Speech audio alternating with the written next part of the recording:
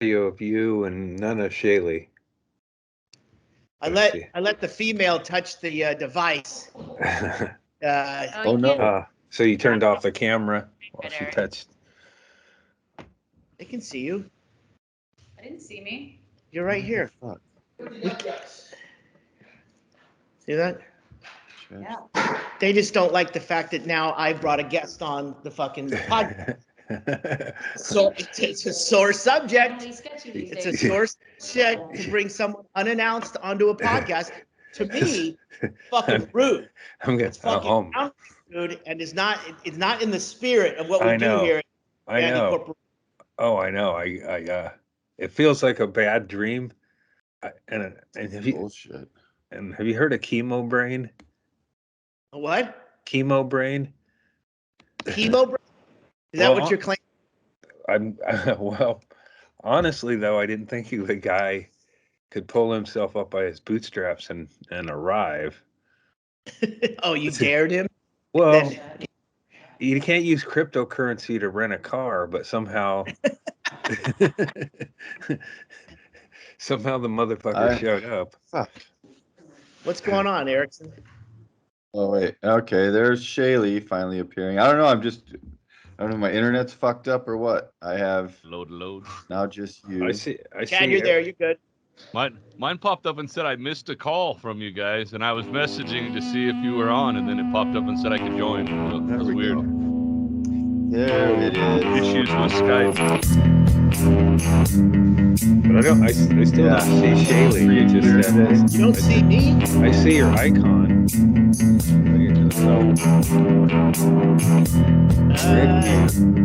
Your internet connection is slow and throttle down and not show you some video. Yeah, I'm seeing Shaylee. I'm seeing everybody. All right. Mine's real shitty and out of focus and everything. I don't know what's going on. You talking about on here or just in life in general? Yeah. Well, maybe a little of both. I'm feeling pretty shitty and out of focus. Hey, you're the most positive member here, so you gotta step it up during the beginnings of World War. Someone's been reading the comments since the last podcast. I haven't been able to read the comments because I need two of you to approve that I'm asking to look at it. I don't know, fucking internet shit. But but I know how it is to hear Inman, and I apologize to everybody because if you're not expecting to hear Inman, it's horrifying. And then even if you are expecting to hear Inman, you're still horrified because he's like one volume. It's like you expect, like they're going to be doing a little sidewalk removal, so they're going to run a jackhammer for a little bit. But you don't get how fucking. Okay, I can handle Andy, it. you're explaining this as if I ambushed you. Oh, I know. No, I know. He's a super fan. Yeah. I think Andy just feels he's got to be nice to everybody now that he's he's got a new outlook on life. He's got to be more tolerant of everyone, I guess. Yeah, you know. Boy, we sure all dodged a bullet there, huh, guys? Oh, I paid dearly for it. I mean, if that I know this is a small penance, but he thought he was going to stay here till 2 a.m. and then drive to the airport for an early morning flight. So he's like. He's sitting in the chair, but at some point he just morphed over and he's on on half the fucking bed, on my bed, and I'm fucking. And I'm waiting for the revelation here. This sounds very normal. Yeah, I don't want him there. And then he kicks off his boots, and he's got. I don't know if they're I think of James like he might be a doll because he's only had like one set of clothes the whole fucking time I've known him, and I don't doubt that these socks are original that came with the gym doll. And so then he's up, and I see his fucking feet, or not his feet, but his socks. I don't want to see his feet, and he's up there as though he's gonna like, this is the thing, and then so that went on for a while. We watched the episode of the Playboy, Hidden Playboy, which James kept wanting me to rewind. Like, dude, I heard it. I don't need to hear it. Like, enough. But anyway, just it was nice to see. I haven't had company, so that was I was like, oh yeah. This is like someone who's relapsed, and it's like in a moment of weakness, I opened the door, and enrolled the James gang. When he presented, he said he was going to be in Seattle, and he may come drive down, see me, and then he asked other questions about the podcast. I didn't realize how sick he was. It's like this is stalker level sick. Like I said, we record on Monday. He's going to be in Seattle visiting Mary, and then he said he's going to come down, and I go, well, I don't want you on, I don't want you on mass transit coming, because like he's going to ride a bus or something and then show up and visit. So I was he knows how to ride a bus. He wrote a book about it. Right, but yeah, we're still in I don't know, the pandemic's sort of half over here. People are wearing their masks on their chins now. I don't know. Yeah, we're done with them now. I get it. You didn't want him dragging the bus into your house. I didn't understand it first. Right. But then, he said he'd rent a car. And okay, so already that, like Mary's not going to lend him he's not here, Jim, you drive my car down there.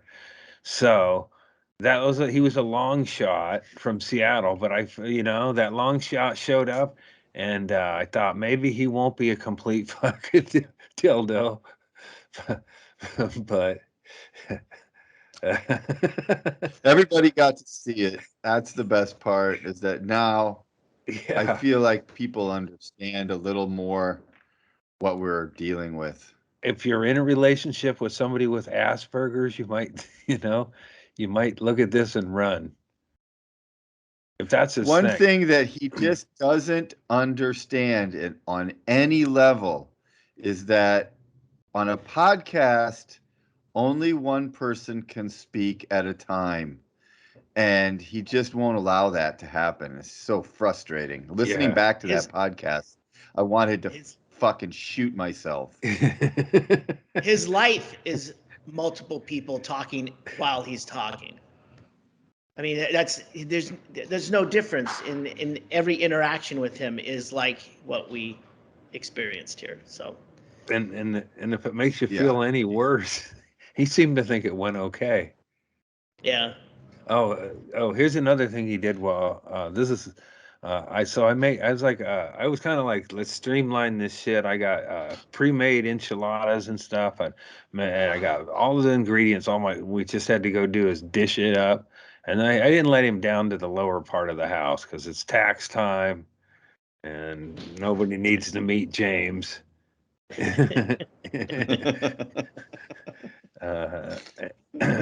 And James is definitely a social deduction. Yeah. Like, this is, it's like my associate. We're not really,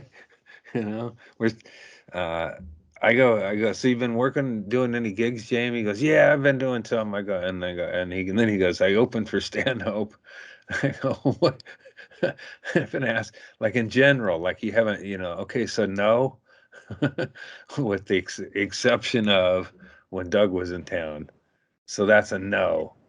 That was the other thing is his tweets about how he set me straight. Yeah. And that Doug came on and corroborated everything that James had said. And I'm like, man, you don't fucking get it, dude. Yeah. I mean, I want to engage so it doesn't look like I'm like oblivious, but then it's like, it's just such a waste of time. Yeah. I feel like I hired the wrong meditation coach. Right? Because when he said that, when he said he was going to come up, I go, oh, okay. And I fucking Inman. And then I thought, well, thinking of an outdoor activity. How about he shows me how to meditate since he's always talking about it. But when, it's like, He's not like, he doesn't practice Miyagi-Do calmness or whatever. If that's what meditation gives him, then fuck, I wonder what he'd be like without it. But I also doubt whether could it sink through and you still be that hostile all the time with little provocation. Yeah, he's the only guy I know that gaslights himself. Mm-hmm. He tells himself lies that he ends up believing. Yeah. And he lives in the alternate reality of those lies, and it's just insanity. I don't know how he does it. And you'd think that if he was really meditating every day and he was taking time to calm his mind down and have some introspection, that some of this would change, but it's not changed. He's a fucking 56-year-old man who acts like a fucking 12-year-old. I think he's older than that. he he well, we both got the idea for him to leave at about the same time. So I went downstairs and I was like, fuck, I guess I'll just fucking pass out down here. I don't want to go, I can't be up there with him. So when I brought him dinner, though, I got 2 plates, and I don't want him, we're gonna eat out on the. Wait, you're recovering. You're in chemo. I know, but and you made him dinner. He didn't come over and go, let me get that, Andy. It was kind of like he didn't show up with a bucket of Colonel. Yeah. I know. No, he showed up with his boots on, which I didn't really, and anyway, but I was going to feed him, and then we're out on the deck. So I'm like, I don't want any messes, right? And Inman's already there. That's a walking verbal mess. And then so I go, I bring him food. He's out on the deck. That's where we're going to eat. And then he gets up and runs into the house into the bathroom, and then spits a chaw, whatever fucking, whatever tobacco. old grandpas that chew leaf or whatever. It's the, dip into a sack shit. And he splattered the side of the toilet. Like, there ain't no hurry, man. These enchiladas can be reheated. Like, there's no panic. There's no panic, but he went up and then did that. And then, before the podcast, he saw my razor sitting there, and he goes, "Hey, let me use your." So he's already, he's just asking. I go, "Oh, I guess he does shaves his fucking head stubble, and then leaves he's administering a haircut on himself after he spit tobacco all over your fucking bathroom. Wait, with your face electric razor? Yeah, it's for hair, but wait, it was your razor? He didn't break out his own? Yeah, no, heck no. So he used that. So that, like, I'm meticulous, and since I've been doing needle dope, I've gotten even more meticulous about not having clutter and shit. So Inman gets here and clutter ensues. He spit, so now I'm going to clean the toilet. I'm going to have to vacuum because he's in here with his boots. I just, it's all, I'm in chemotherapy. I need a little fucking, a clean environment at least. So he spits on the side of the toilet, and then he manages to spill quite a bit of food on the deck. So eventually this has a cumulative effect, and then I spill a Gatorade over. I think I go over there and I'm examining this fucking mess and shit, and then I knock over Gatorade and it spills all over, and then I lose my shit, and I do like I go on these rants. I don't do it that often, but since I've been sick, I've been doing more of it. God damn it, just you motherfucker! While it's still an active spill. It's all dripping all over shit, and Inman's still in the house, and I gotta clean up this shit.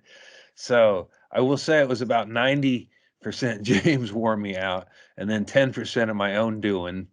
But I'm also going around like a fucking barkeep, or what do they call it? Bar backer. I don't know. Barback doesn't serve drinks, but cleans up a lot of mess. I guess it should have been cooler about the food on the deck, because I do get a squirrel up there, and it would have been, oh, cool. Thanks for feeding the squirrels. See, this is the thing that, like, what could his plan have been? In other words, you're an adult person and you're going to go visit your friend who is convalescing from cancer surgery. These are the things going in. During a pandemic. During a pandemic.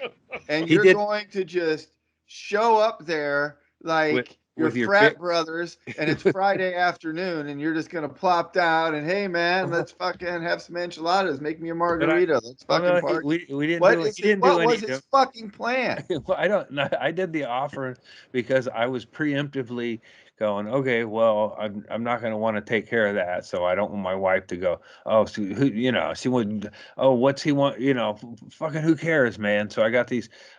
Me and James went to a place and got coffee, like he gets there and I go to this nice place and I have like fucking, you know, like a latte sitting there by James, and I got to hang out with Jimmy or James or the good one, where he's like mellow and talking about dumb shit, or I don't even remember what he was talking about. It was uneventful, So it was just like hanging out with another dude. But I mean, it blows my mind. Like, what did he think? Like, if you're going to go visit someone who is recovering from major surgery, don't you have that in your mind? Like, hey, man, what can I help you out with? What can I do for you? Well, he did offer something. He did offer to buy the lunch shit, or like he would have bought the stuff, but I said I'm going to get this because they had enchiladas. This is a place that had enchiladas, so I just grabbed those, and I'm preemptively doing this shit. So then he gets this was the best part of it. He gets to the place and back from breakfast or whatever, and he says he's tired. So I go, well, I just threw the cat blanket on the bed and said, you can take a nap. And I let him nap like he would a fucking fat toddler that pissed you off all day. And then if goes down for a nap, you'd let that kid nap well into the evening just so you didn't have to fucking deal with it. And I kind of did that, and that's when I gathered the other ingredients. So James he could have offered to get the shit, and I go, no, I'll get it because I'm getting this. But he would have got it. I didn't know he was rich with BitCurrent. Wait, did you see him pull any of his BitCurrent out of his wallet? No. I mean, or did he just pull one over on you? No, because I did my transaction. I did my transaction and left the building, but he managed to pull it off because they delivered shit to the shit. They put it outside. They put a cup of coffee and a Danish or whatever he got. So me and James went out like gentlemen and had a Danish, and but I didn't. You forget. I don't know. I'll never forget. Who drove? He did. Okay, so he did something. He had a rental car, which Yeah. I feel like I don't know. He wasn't drinking, so I was like, okay, he's not drinking. So there's that. He's not on any substances that I can see. And then it's Asperger's. He can't hang out with it. I don't know. That's what he blames it on. So I'm gonna say that if there's somebody who has Asperger's, lay down some. It was pretty entertaining to watch you guys interact, but I basically I got to be an audience member because your guys go so far back, and the things you guys argue about and stuff, if I interjected at all, it would just be proving James' point that people pick on him that have no right to pick on him. So I just basically got to watch. He perceives being picked on a lot of times when it hasn't even occurred. It's what they call a self-fulfilling prophecy. He would have no interaction with people because he doesn't know unless he's in their face. And do you notice? Go ahead, Greg. No, I'm just saying he gets exactly what he gives. It's not a Fort James thing. He's kind of like fucking instant karma almost, I fucked you guys over by having him sitting on my bench. He breaks the bench. And it's not his fault. it's an old bench, and it's got, I've done some shaving on it to get rotten spots off of it. But James' big ass sat on one side of it, and it collapses. And then while it's collapsed, is sitting there going, "I can fix this. That if you got some screws." Wait, that wasn't a metaphor. That was for real. Yeah. Yeah, he came over to your house and left it in worse condition. Yeah. Yeah. Enchiladas with chores. I probably should have no, because I can't even lift on my own. But it's like, here, man, you're gonna have to drag this bench off. Yeah, but it's not. But it's like, if we had guests that were staying up here and they were obese, I would probably put down something that says, "Don't sit on this." And I forgot, James is, James is a bit of a full-figured gal, and he carries his weight all. I don't know. The bench wasn't up to it, but just the way he sat in it after it collapsed, it's like, yeah, if you got some screws, I can fix this. Like, fuck no, man. You're fat. It's rotted wood. I'm not going to go dragging down there and get, now I'm going to go. I'm sick. I'm going to go down and look for the screw. I mean, Andy, it seems like now, I mean, obviously you thought it was a long shot that he would never show, but you really, really, like, you need a manager or something. You needed a Hennigan to say, no, Andy's not up to having visitors yet. He's recovering. He needs his time to rest. I could hire a guy to sit out here. Andy doesn't need anybody to come over and spit on his toilet, enchilada his deck, break his bench. Yeah. He doesn't need any of that right now. Well, the bench could have broke as a result of, well, it was always going to collapse if a fat person sat on the side. Why are you making excuses for him? If he didn't break the bench, he was going to break something, a window or a door. It would be like if my brother Jeff sat on one of these. I got two wobbly old wood chairs here, and if my brother Jeff was here and one of them broke, I would just, throw it out. That's what Jeff happens. is family, though. So well, welcome to Apologies with Andy. Yeah. Well, I can tell you, Andy, that I've always hoped I didn't get cancer, but now I especially hope I don't get cancer, because if it all ends with a fucking surprise meeting from James Inman at my house, I don't want it. I can't host. Even though he came here, he didn't stay the night. I fed him a meal, and but he just fills up a room, don't he? You definitely should have understood what it's like. Like, all right, hey man, it's good to see you. I love you. I hope you get better. I wanted to do the podcast. It was funny. Ha ha ha. Thanks for the enchiladas. I'm gonna get out of your hair. I'm out of here. Fucking 8 o'clock. I'm out the fucking door. Even if it means I'm just gonna go sit in my rental car at a rest area and fucking, sit at a picnic table and stare up at the fucking stars. It's clear that this guy is recovering from cancer surgery. He needs some sleep and some rest. Damn it! I wish you weren't right. Sitting here, breathing and sweating. It's disgusting. Yeah, with his original clothes. His uniform, them pants, his Gilligan outfit. Yeah, it's a Gilligan. I picture. Andy, I picture the socks going all the way up to his calf, and they had yellow stripes, 2 yellow stripes. Is that what came with the doll? Yeah, like workman socks. Yeah. Well, if there was ever a doll you should have thrown into the ditch, it was the Big Jim.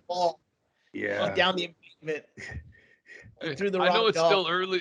I know it's still early in this podcast, but I'm going to go so far as to say that so far, Inman has ruined 2 podcasts. I know. Well, we had to cover it. We had to. Yeah. This is way more interesting than talking to James. Talking about James, which is always the key. We've talked about it in the past and said, if we ever have him on, that's it. It's way better to not have him on. I guess we should have looped Andy into that conversation. Well, and then reinforce. Chemo brain, man.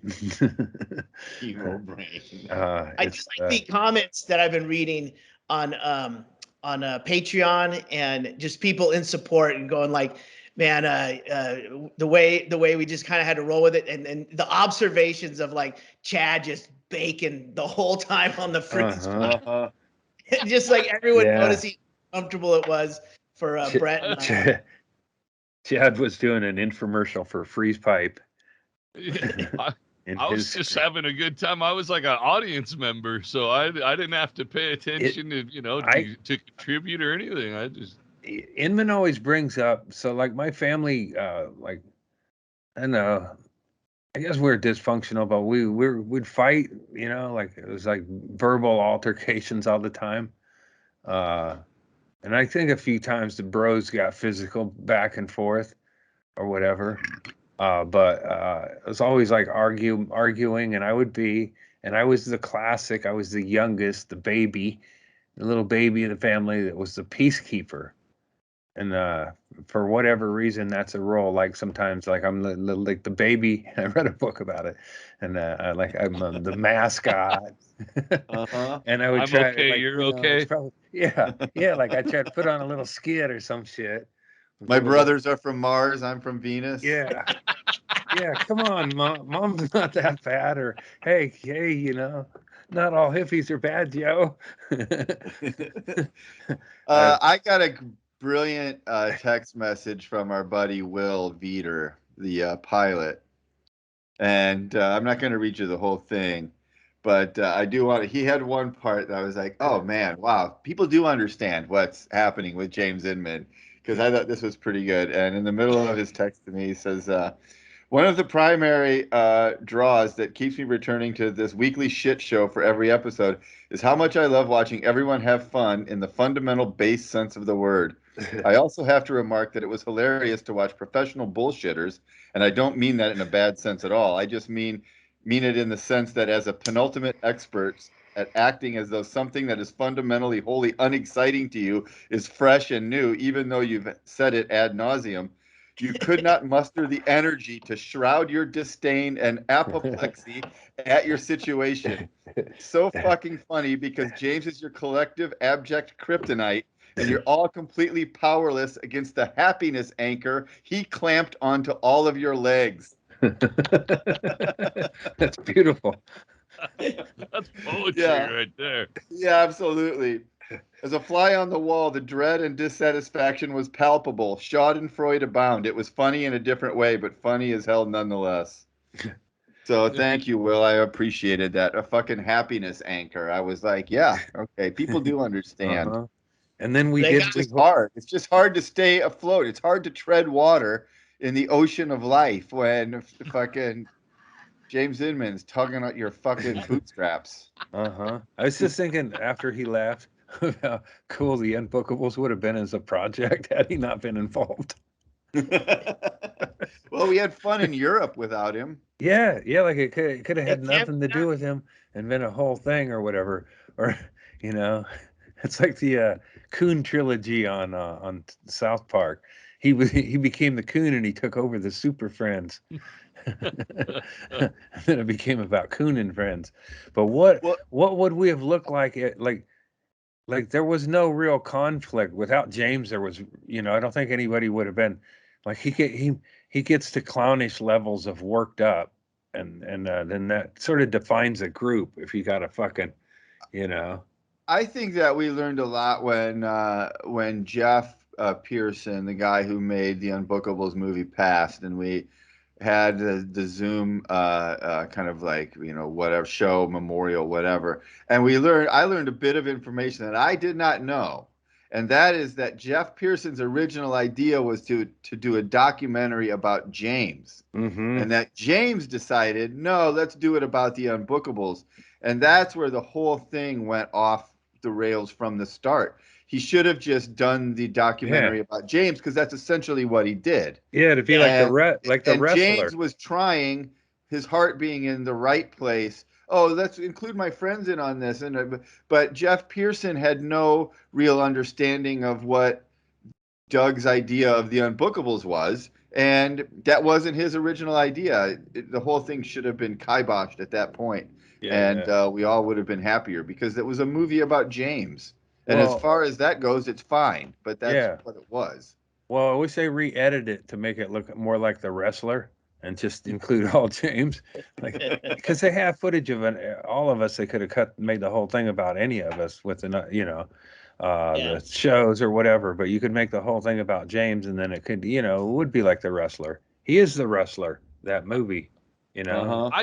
I do see from from a consumer standpoint, I have to tell you guys, but it's also because I've hung out with you guys, but I watched it and I enjoyed the shit out of it because it reminded me of hanging out. It's always fun to hang out with Andy. But even though I know you and have hung out, that doesn't preclude other people from feeling the same way. You know what I mean? Like, I'd like to hang out with these motherfuckers. They're a fucking It goofy, was just, even though it wasn't the most well produced or fucking put together or whatever, but it was the end thing. I think it may have been good for the wrong reason, like Will's email. Yeah. Well, my issue with it that I took up with Jeff when it was happening was that, the idea was that the Unbookables were comedians who were booked into these regular comedy clubs, and then just the audience had no idea what to do about it. You don't know. You buy a ticket at in the Toledo Funny Bone, and Sean Rouse is your feature act, and you're mortified. He'd scare, and that was the whole idea. So it seemed to me that that promoting the shows as these are the Unbookables, they're the wild and crazy punk rock comedians, blah blah blah, missed the point, because it was supposed to be almost like a prank on regular comedy club going audiences. That was why we were unbookable, because the Funny Bones didn't want to have us there because it ruined the fucking party. That's what the movie was supposed to be about. It seemed like to me, and it was the opposite of that. Well, it would be douchey to film it and promote it as such, but I would say it ended up being a movie about a group of people you wish you knew and could hang around with. That's nice. Yeah, that's a compliment. And then that James guy. That's how it is. And also James. But see, you'd want James there, because otherwise you might end up being the James, and you're like, fuck, I don't want to.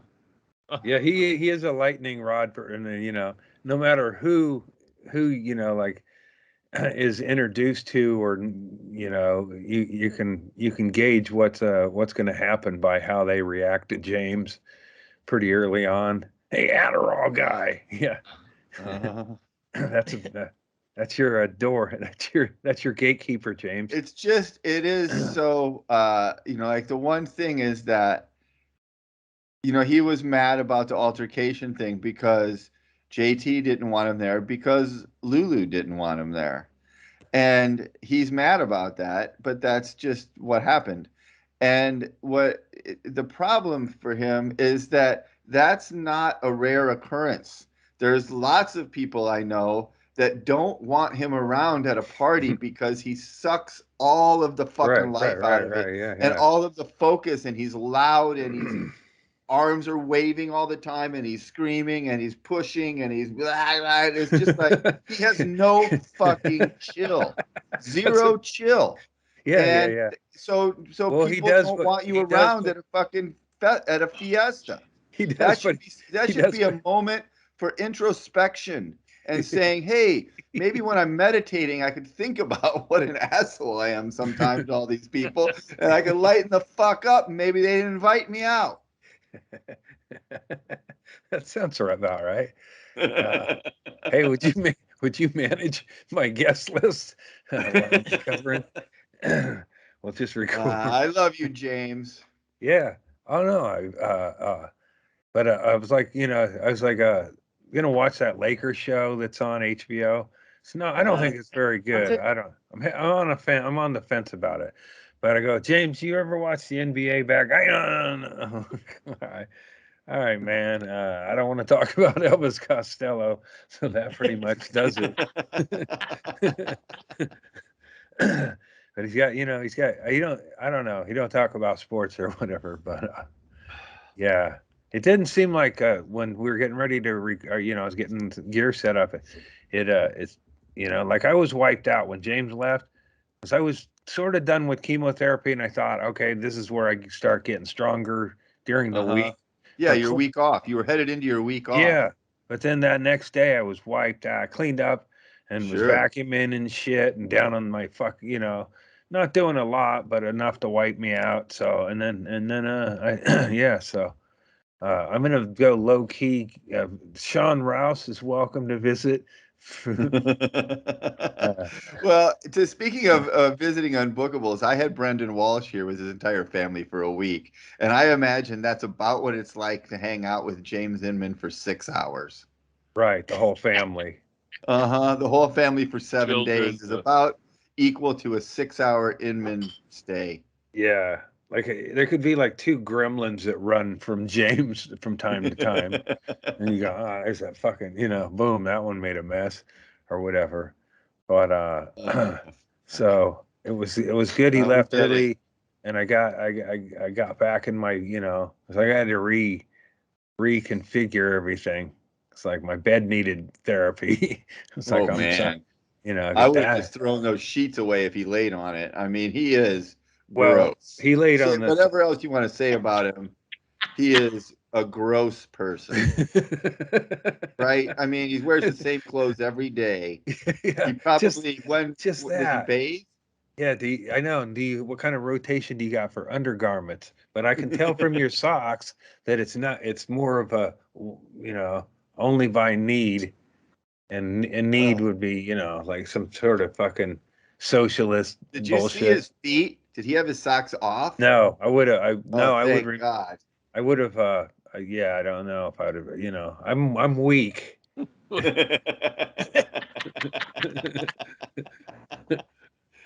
Oh man. Ay, ay, ay. All right. Well, let's move on. Yeah.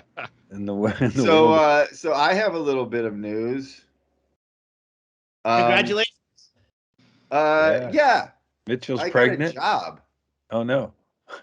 Yeah. A job? Yeah. A real fucking job. Wait, Trader Joe's? Almost. Nice. I'm working at the Tesla factory here. Oh no, that's not a real job. You'll be working your way up to fucking palling with Elon. Yeah, well, I mean, I'm starting in the mailroom, but I'll get up there. Really? What do you do? Is that right? You're in the mailroom? No, but essentially. Email room? Yeah. Email. Dude, they built this fucking gigantic factory down here, and I was driving by it like 2 months ago, and I'm like, oh shit, it's almost done. It's not even completely built. And I thought, well, they're probably hiring. I should see what happens. So I just sent an application in and got fucking hired, and now I'm building Teslas. Wow. So what specifically are you going to be doing? I'm intrigued now. That's cool. I started last week. I was going to tell you guys last week, but something happened. And I just drive a forklift essentially. I take parts to the people who are putting them together. It's incredible, dude. This place is the factory it's mind blowing how it all comes together. But yeah, I just thought fuck it, and it comes with Tesla stock and benefits and all that shit, and so now I'm a fucking working stiff again. Is that the one they're calling Gigafactory? That's where I work, right there, right behind you. That fucking place. So it's mind blowing, dude. What's your shift? Well, eventually it'll be just they do 12-hour shifts. So I'll work 3 days and then I'll have 4 days off. Then I'll work 4 days and then I'll have 3 days off. Perfect. So I'll work every Sunday, Monday, and Tuesday from 6 a.m. to 6 p.m. and every other Wednesday. So that's not so bad. I'd rather work long shifts than fucking 5 days a week. Yeah, for sure. So yeah, it's pretty fucking wild. So yeah, I just started. So I had to fucking be at work at 6 o'clock this morning. The week that they set the clocks ahead, I had to fucking start work at 6 o'clock in the morning. So I got up at essentially 3:30 in the fucking morning. Yeah, So what's your commute? what? What's your commute?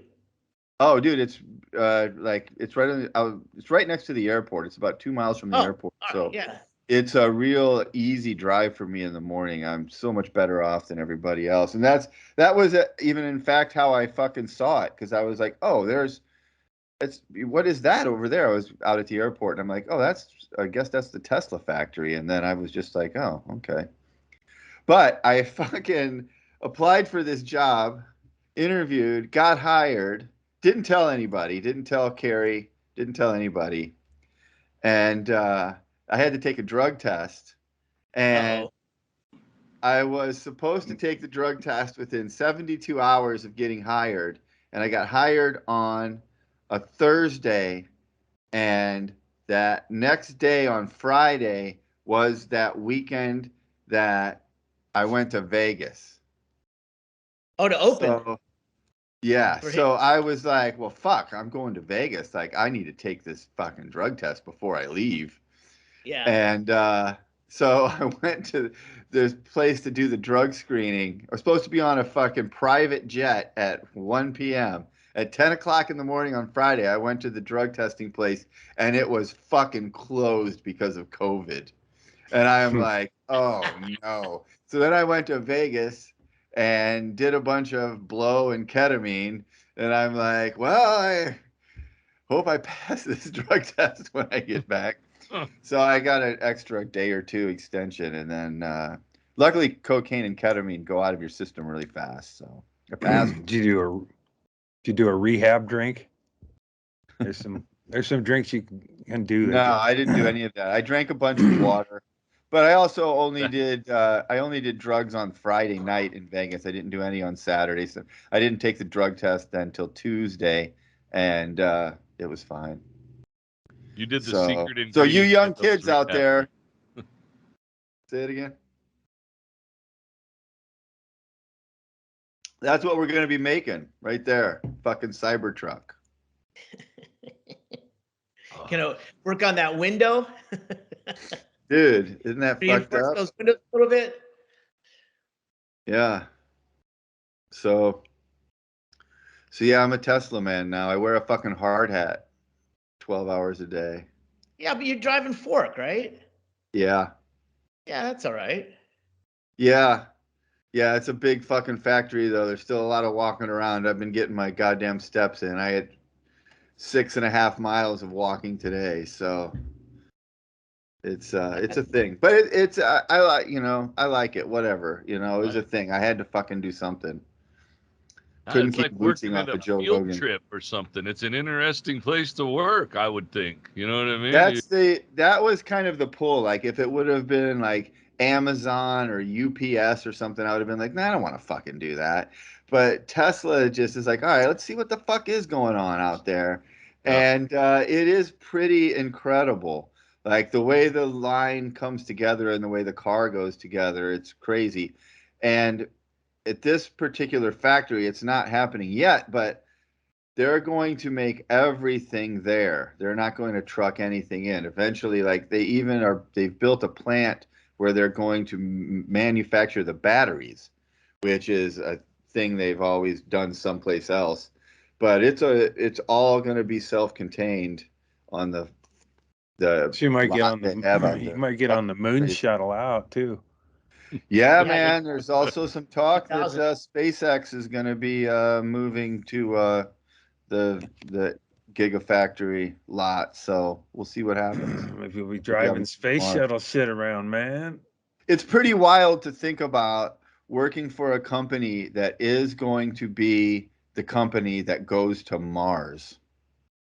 That's kind of crazy to me. So hopefully I don't fuck it up. Maybe you'll What, the have a Says as he fucking good pours himself a idea. drink. Maybe you'll deliver a good idea to that guy, and he'll go, "What's your name, Brad? Brad, Yeah. thanks, man." Yeah, man. And you're hanging out at Rogan, so eventually you guys will be buddies. and shit. So, congrats. So have you sat in one of those cyber trucks? No. Right now, they're not making them. They're the way that factory is set up, it's 2 levels. The Cybertrucks are going to be made on the upper level, and it's not even done yet.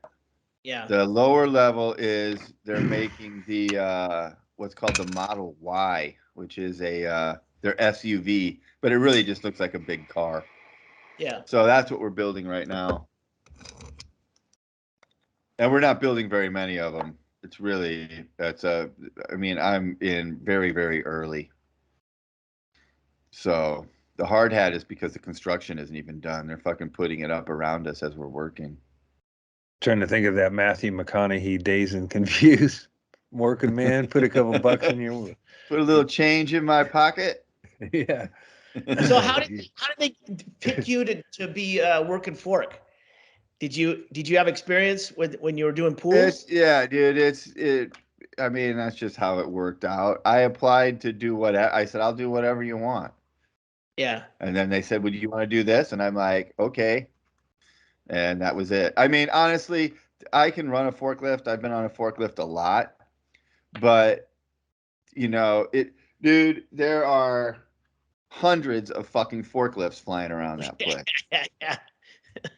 So, I mean, they're training people. I mean, I Yeah. had to get certified on the forklift at the beginning of last week.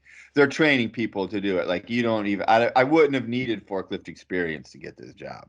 They would have just taught me. I would just say, you walk in and then you get a job operating, a machinery. You're not going in sweeping the floor. That's great. Yeah, well, yeah. Yeah, man. It's all They got a right. machine It's a that job, does man. that. Yeah. Dude, they got fucking Zambonis flying around that place, fucking cleaning that floor. It is really clean in there.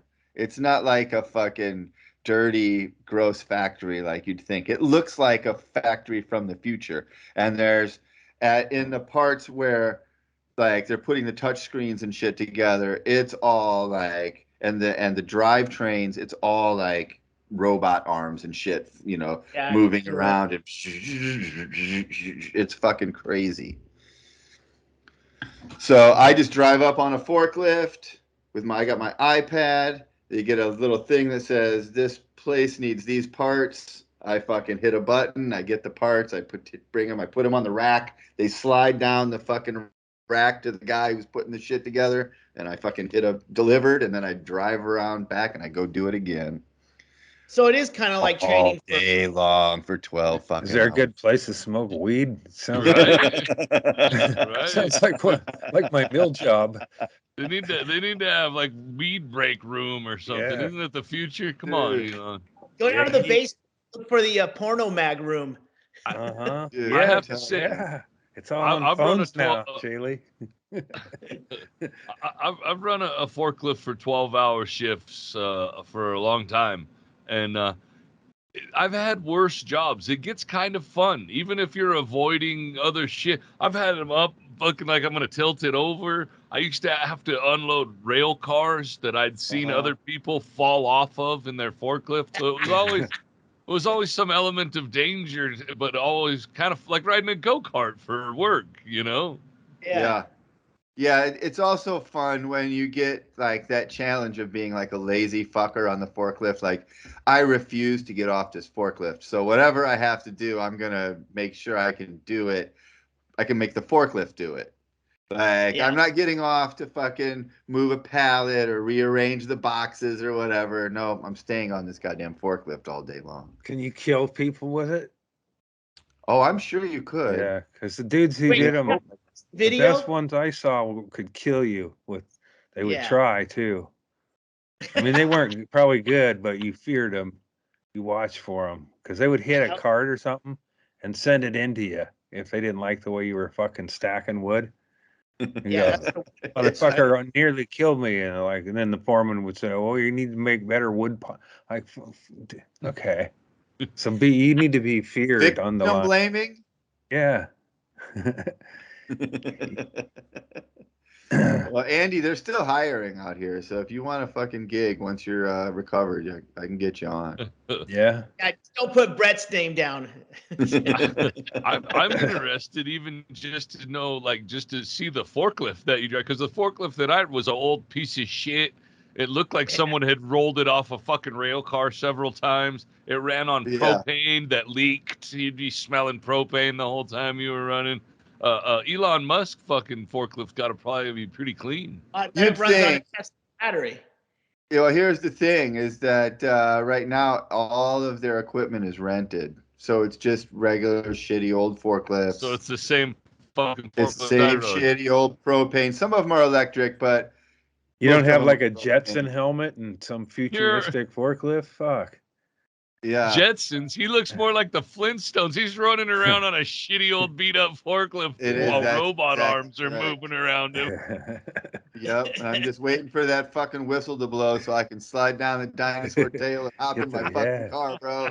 TGI Friday, Fred. Yep. Oh, that sounds fun. Yeah, that's my life now. So. Oh, and I roast battled. I won my roast battle on Saturday night. I wanted to ask you. That's right. I meant to ask you about that. You took a kid down, right? I took a kid down. Fucking Robbie Goodwin didn't stand a chance. Mm-hmm. Little fucker. Did he come at you with some AIDS jokes? Yeah, he made fun of me, insinuated that I was banging my daughter, which I felt was out of line. So I had to. Was she even there? No. Oh man, that's terrible. Well, it just seems unfunny because there's not really any sort of there's no context premise to it, right? I mean, yeah. There's no probably Woody why Allen. He lost. No Woody Allen stories coming out. Yeah, and everybody that I battle, not everybody, a lot of people that I battle always fall for the same thing because, like Robbie and I knew Robbie in LA a little bit. He's been living in New York for a while now, but so I knew him before this. But we had about an hour-long phone conversation in the middle of the week so that we could, find out some information about each other so we could use it, whatever. But I always tell people that I spent a lot of my comedy career opening for Doug Stanhope, and every time somebody tries to mention it, like, oh, you're just coattailing Stanhope or whatever, it just makes the audience think I'm cool. It's like, so I tell them that so that they'll use it, and then they use it, and everyone's like, oh, really? Like, it backfires on them every time. Like, oh, you know Stanhope? I'm like, yeah. Like, they think it's like, oh, your shitty career and you suck and all you've ever done is open for Stanhope, and everybody in the audience is like, I want to open for Stanhope. It's a dream job. Yeah. So where was it at? Was it at Volcom or was it at the? No, Creek and Cave. Yeah. So are you undefeated in those? Nope, I lost once. Oh, that's terrible. That little cocksucker Omid Singh, very funny guy, is my white whale. Uh-huh. Was it close or did you go down just like No, he beat me pretty bad. Oh, really, man? Yeah. Yeah, he fucked me over. I deserved to lose that one. I knew I was losing after the second joke. I'm like, I'm deep, deep, deep in a hole. I made a joke about Omid's ethnicity, and he had a joke about me being racist that he used right after I said that joke. And I just know he was waiting for me. He knew I was going to make a joke about his ethnicity, and he just fucking hit me with this other joke. It was really funny. And I was like, oh, God damn it. And it was bad. I lost my ass. He gave you the rabbit, like took away all your shit. Yeah. What? Okay. For 8 Mile. Oh, yeah. That was his name in that, I think, Rabbit. Yeah, it's been a while since I've been down with Eminem. But yeah, South by Southwest is happening in Austin as we speak. Yeah. So I'm actually kind of glad that I'm getting up real early because I have an excuse not to go downtown. It's fucking madness. I caught it. It wasn't even South by Southwest, but there was a music fest, the big music festival they do there. Seeing that, it's like shit. I would avoid Austin during all those times unless you had reason to go there. It's like fucking the asshole factor is just like off the charts. Everybody's riding them scooters around. Oh God. That was one of my jokes. I said that Robbie Goodwin looked like Kyle Rittenhouse if he took a scooter to Kenosha. That one works pretty well. Yeah, dude, people here love this fucking scooters, and it pisses me off. I seen the guy nearly fucking brain himself on one, and he didn't seem to be that like he had to like just almost just scrape the top of his head, and I was watching it going, oh fuck, this is gonna end. Like just by fucking luck, he was a little bit under the post, and he didn't see it coming, and so that's the one thing you got hope when you're watching people on scooters. You're like, maybe every once in a while, one of these guys is going to hit like a phone booth or some fucking thing. Maybe not a phone booth anymore, but something. Those overhangs, bus overhangs and shit. Well, they fucking zip in and out of the traffic here in Austin. I mean, LA pretty much outlawed them. So it was like a 3-month trial in California, and people are like, no, LA, fuck these things. They're fucking no, you know. You guys had them all, when you were still living there, and I remember, wasn't Patty like picking them up and charging them at your apartment complex? So that's all done. They don't those there anymore. She was one of the people that rounded them up at night and brought them back to her place and charged them all for whatever, like $100 or something. But it's a nightmare. These fucking things are flying around all over the place. And in Austin, fucking these kids love them. They're everywhere.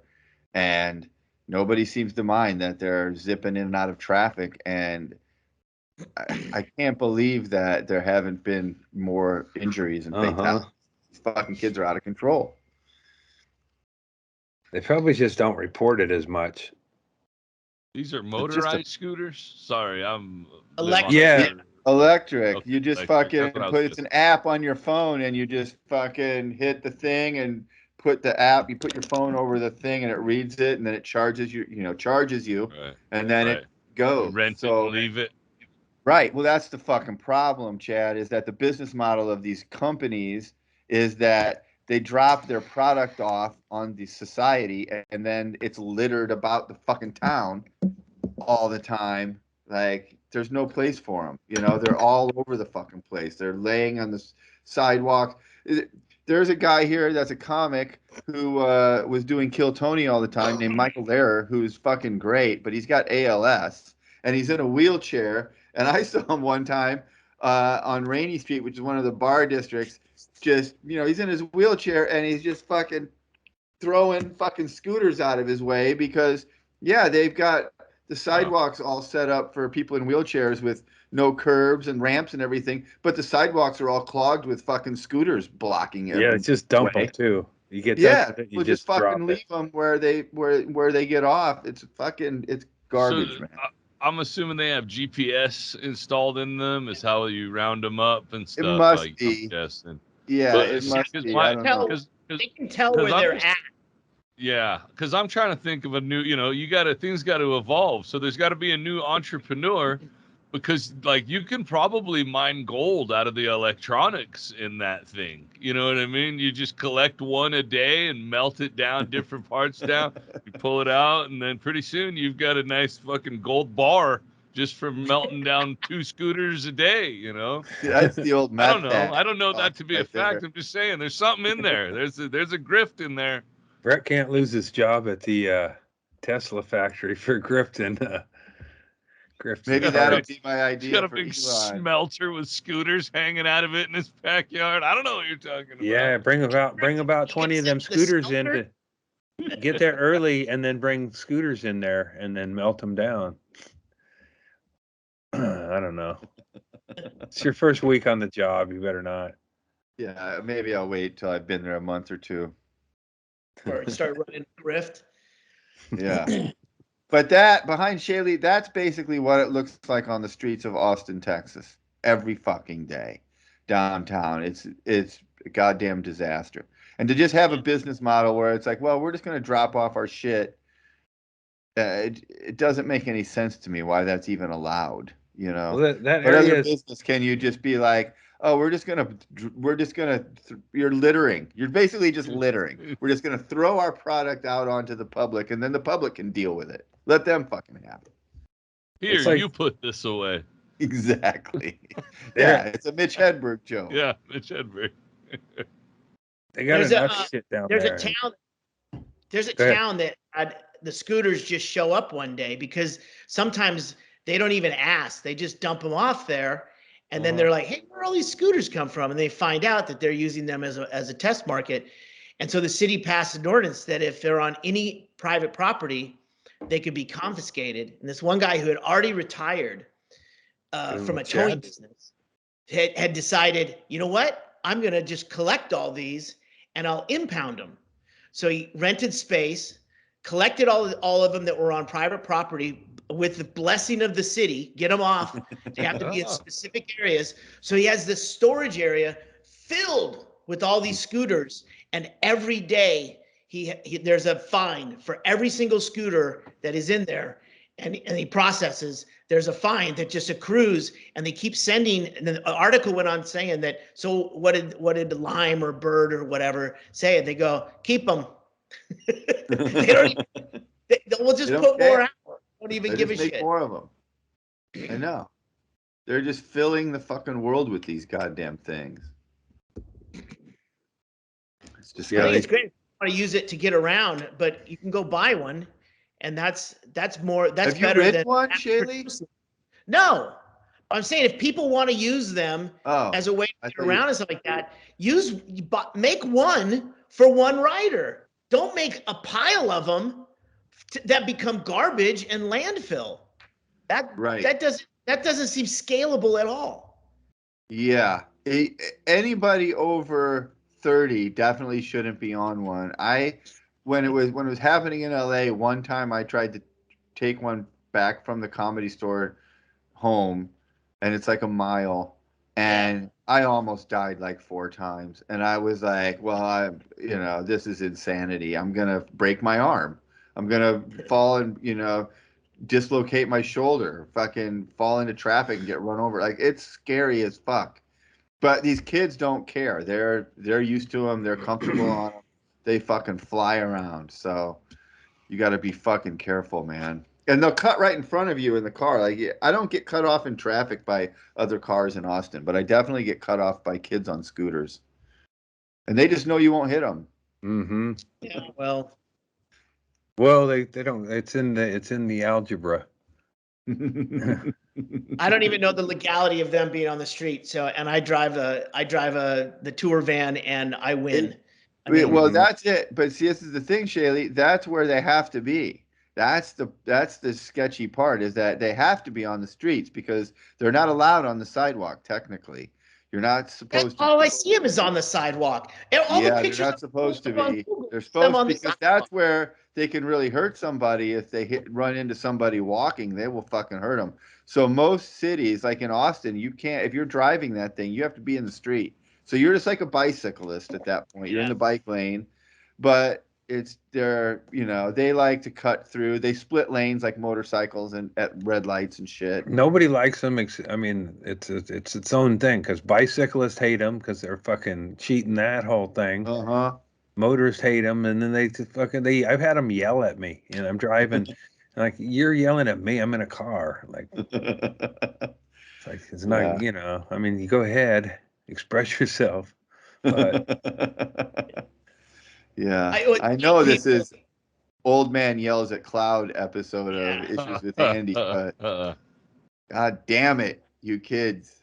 Yeah. Bike people, they're kind of up to begin with. I mean, bike people will yell at you walking in what is supposed to be a shared bike path. They'll be like, "Oh, Jesus, all these walkers." Oh, really? Yeah, that was my Seattle days. Come on, man.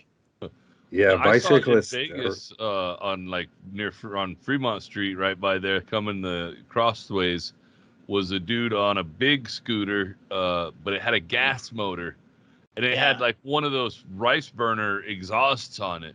So he didn't have to say shit because everybody was turning down and just move out of the way, and he was hauling ass. A little dirt bike.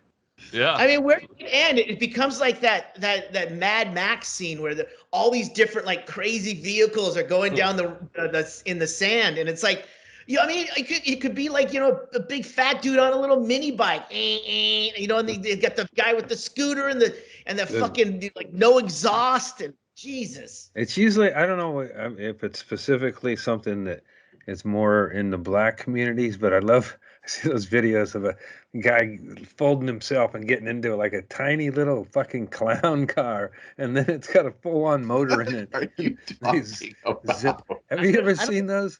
Like little Andy's tiny been watching fucking, World Star Hip Hop. no, like big dudes getting in little tiny cars and zipping around, like full on, like, juiced up engines and shit. Not only do I not know what you're talking about, it cracks me up that you think that this is.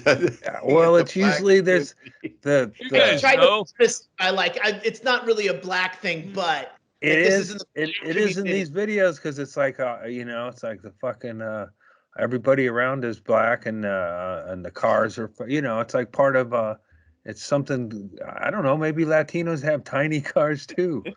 I just don't know. I don't know any Caucasians that are like 6'3" or whatever that have a tiny car that is not legal, that they'll zip around in traffic for a short TikTok or whatever. Damn it. I found one, Andy. Is this what you're talking about? I haven't seen Sandy's. I think that's Yeah. I guess I got a feed or expressed interest on Facebook because I see them all the time on this one scroll, and I'm like, I don't know how to define them, but it's usually. Did you join a group in Facebook that you're not sure you joined, or for a while? I got a lot of Russian dash cams and like the same kind of shit, Uh-huh. Oh, you know what, Andy? There is some history to this. I've got an old picture here. That's actually George Washington Carver on his way to invent peanut butter. Both guys not black, by the way, Andy. Well, wait, is Andy talking about the Shriners? I was in a tiny car with a clown. No, it would hard R. Don't pronounce Sorry the R. for the hard R, man. I rode in a tiny car, and it was only with clowns, and I assumed those were white guys. So I guess I started the whole thing off wrong, but I have noticed that it's more of I don't know. I'd like to see more white guys getting in tiny clown cars and driving illegally around and fucking cut on. It's never good when something that small enters the fucking, the ocean or whatever. You're gonna have to, Andy.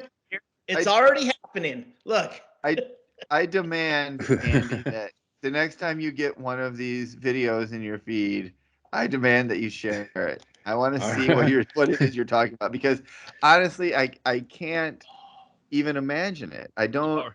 Usually, I can sort of picture what it is you're talking about, or I can. It's like if you could, you could climb into your kid's car. Like if I knew what you meant when you said bit current. I think it's like it's like the Barbie. It's like a Barbie-sized car, but a full-size dude is like, it's like if you had nothing but time to make a fucking sport car. So it's like a go-kart. Kind of, I guess. So the other day, I saw one of those videos where Shaq got into a smart car. But he got in it with a white guy, so I mean, it wasn't like a black thing. Was the white guy imaginary with a mustache? It might have been the general.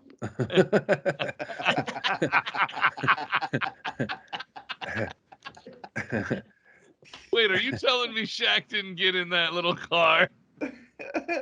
You know what they never did? When they did the Kentucky Fried Chicken shit, they never had a black guy play Colonel Sanders, did they? Like they because Why Colonel didn't Sanders owned a plantation and I black know? people didn't own plantations. It would have been funny to hear Chris Would have Rock been riffing. funnier. I know. Andy, are these the cards you're talking about? I haven't figured out why I can't see Greg's screen. I just see Greg's icon, and when I push that other thing, I still didn't. So I can't tell you. I can only bluff. No, it's not, Andy. It's not what you're talking about. Can't Maybe be. it's an isolated thing, and it's one guy doing a lot of videos. Black guys don't race go-karts. That sounds like a racist thing to say, But but it'd I be have like to something say that. okay, like, and I don't. It isn't as much of a thing. But when I lived in Ashland, and I also lived in Medford. But went to anyway. They would have cruises, like one area town where everybody would cruise. And if you had a tiny car, that's where, yeah. Well, no, that's a sporty tiny car. But now I see it. But you cruise. So if you had one of them tiny cars, that's when you'd break it out because everybody's going slow, and they'd be like, "Oh You're fuck!" you're talking about like one of those little like electric cars like that like a kid drives, like a little like Barbie car or something. Right, but configured for this like, is a grown up who Mhm. has like souped it up Yeah, and made it into a car that actually zips it's around really fast, but it's it always it's a black guy, probably, well, but white dudes right? are white. Don't you think about white guys driving souped up lawnmowers with Yeah. fucking shitty parts flying off of them out in the country? It's the Yeah. same kind of thing. It's just that they take it Okay. and they make it more of a slick, cool, urban, because it's like it just looks like a little car, and then all of a Uh-huh. sudden it's fucking breaking the law. And But I is can't it, imagine why you would want, just that's all it is a lawbreaker. Every time you're in it, is breaking the law. is it possible that you just found one black guy's channel that does Yeah, this, and that's what you I think might it's be. I might multiple have. black No, people? you Hey, didn't say that. That's a big clue. That's a really big clue. That there's a guy with a channel, one black guy, not like Yes. black guys are well, doing this. It yeah, makes but more sense, Shaylee. I'm trying to just figure out what makes I know sense. the game we're There's playing, not I guys. a. wish the show cops. I wish the show cops was still around to reference. I hear it's coming back. We got to shut these little cars down. I've never been They've never been. I've never had a problem with little cars, or even clown cars, or little people, or go karts for that. Go karts is stupid fun for people. I think it's I enjoy watching those videos too, where a white trash overestimates his ability in his go kart and hits a fence or something. You Yeah. know, I Yeah. I'm into interracial interracial kind of go kart, Embarrassment. small cars. Yeah, it's hilarious when a small car's going because like it's not supposed to happen. Shaylee, I do know that there's I saw some things where it was going around where people would replace the motor with a drill motor. Like you get a DeWalt drill motor and you mount that in there to the thing, and then they put their kids in there and their fucking heads all whipped back and they're fucking can't see where they're going and they're crying. I remember seeing that. That was funny. So maybe it's that. I don't know. I'm still trying to figure it out. Here, hold on. Let me Yeah. pull it. I'm playing detective. Anything problematic we can blame on chemotherapy. Chemo brain. Chemo brain, which I'm on the inside, but I saw it from afar. But I'm a little early to be clamoring into that yet. Second dose tomorrow morning. Yeah, man. And hopefully I won't have Inman midweek this next time, and I can just focus on, because it is Prepare. You can't nap enough. One nap's too many, and two naps is about right. Something like that. 3 naps is too many. 2 naps. So what are you going to take with you tomorrow when you go to chemo to occupy your time while you're sitting there? The iPad, a few light snacks, because I don't want to be empty stomach this time. Do you? I was gonna ask the same thing though. Do you have anything specifically downloaded to watch or anything? You got Wi-Fi there, so you. I feel like if browse it's like last time, it's sort of like sitting in a train car passenger side of a car. It's like I get the chemo, the bag's hooked up, and then I passed out almost like immediately. Woke up, they changed the bag, and then I tried to power through. There you go. Look at that, Shaylee. Breaking the law. That's it right there. That's my see. It's like is that. it one guy, Shaylee? Yeah. It could be. It's a video. It's the YouTube channel is videos you can't find, and it's only in Cleveland. Guy pulls up miniature car.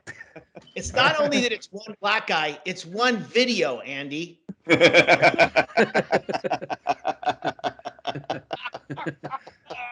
Well, I saw it. When I saw it, I thought, man, a lot of people must be doing this. Wow, there's a lot of number 7s. Yeah. Oh my God.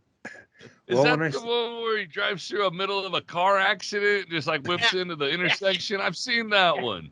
See, that's what's crazy. You've even seen this and you didn't recognize it from Andy's lack of description. Not what I associated with what Andy said, for sure. Oh my God. That is a tiny car. That would be funny to see that car zipping around. Yeah. The other cars. I definitely recognize that as a one-off situation and not a trend. Well, shit, man. I guess I've seen too many hip hop videos. Cleveland dreaming. And right, the Kiwanis did kind of. I remember the Kiwanis had that technology years ago. Drive tiny cars. Yeah, I'm having to send a duplicate photo to Andy every time. Yeah, that was a good idea. Yeah. I wish all the time that my internet was shitty and I couldn't see any of you guys. I would have said something instead of just pretending like I could see you guys, because then I could. Yeah.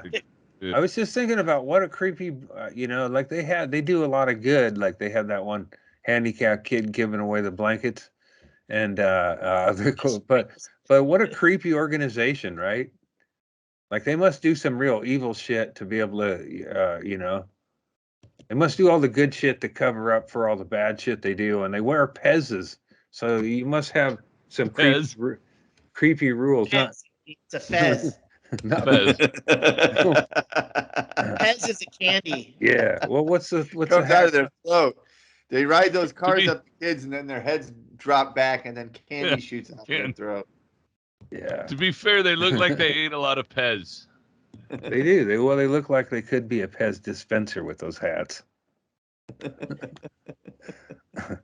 I'm with you, Andy. I don't understand what those groups are, what they do, what they're. I don't even want to know really, but they're linked to the Freemasons. What about the Masons? That one is a real weird one. Like they're secretive about their shit, but it's just a group that you could fucking probably join. I don't know. Yeah, and there's Alex, and that's Alex at age 40. He's still got that cute factor, so they still drag him out to introduce the new kids.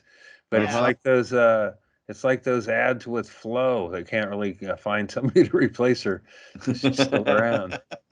I like Flo. I like Flo too. She does a good job on her commercials. Yeah, and but Alec, I'd like to see Alec branch out and pitch other product for other companies. Like make people uncomfortable changing cell phones, Alec.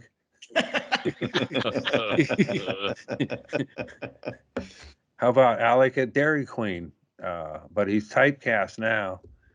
He's buy this adorable blanket, and it's like, well, it's not that adorable. it's get this soft blanket. I don't know. Adorable's up to the person, I guess. Mm-hmm. And Alec is adorable. I think a picture of Ted Cruz and Alex looking side by side. I like that. Show that to.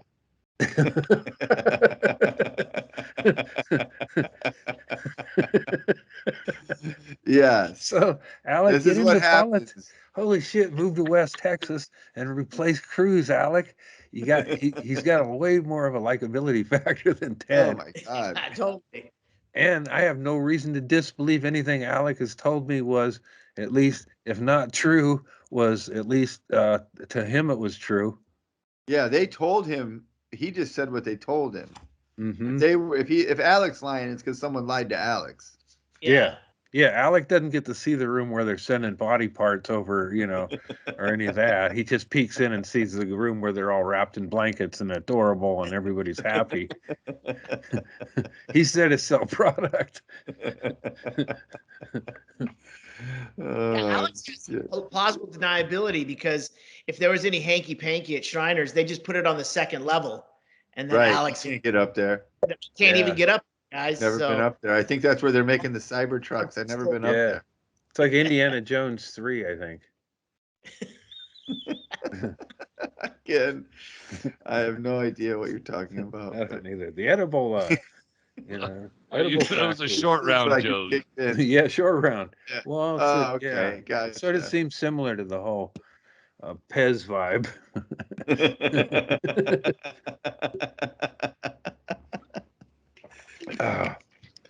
Yeah. Hey, I did power through and finish 1883. Uh-huh. I did too, by the way. Erickson, you were absolutely right. The part that you talked about from I mean, it was kind of unwatchable before that, but from there forward, I was watching the cinematography specifically just to tolerate it because Jenny wanted to finish it. I would not have finished it. I would have come back and said, fuck that dumbass show. Didn't it seem like at the end, like I think it was either the last episode or the next to the last episode, they were phoning it in on such a level. There was a scene where Tim McGraw, as the dad, taking his daughter to die out in the woods, is talking to the Indian who is the guy who was the Indian in Dances with Wolves.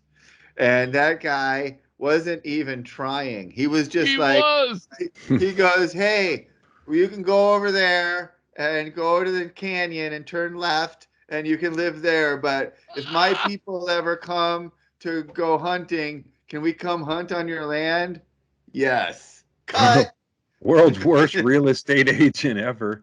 You gave away Montana, dude. Oh, it was man, so dumb. oh man, did that. And then get at bad. the end, when Sam Elliott's going, I can't believe how bad the power of the dog was. Boom. I have to say the experiment is over, though. I wanted to watch it to see if the characters would intrigue me enough to force me to watch the ridiculous Yellowstone.